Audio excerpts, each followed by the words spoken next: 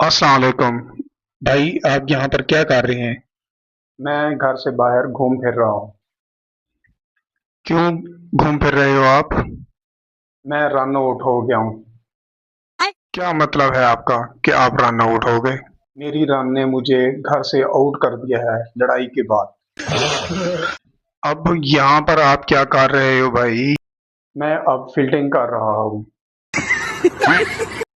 इतनी रात हो गई है, आप घर जाओ ना भाई।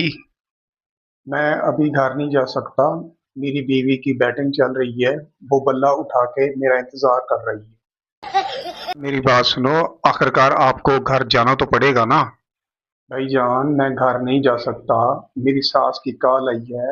अगर तुम मेरी बेटी की तरफ एक कदम भी उठाया तो मैं नो बॉल दे दूंगी। अगर फ्री हिट पर मुझे बेगम ने मिडल कर दिया तो मुझे कुछ रातें उल्टा लेटना पड़ेगा।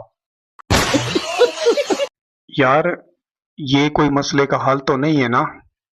आखिरकार आपको घर तो जाना पड़ेगा ना। कब तक आप चुपते फिरोगे?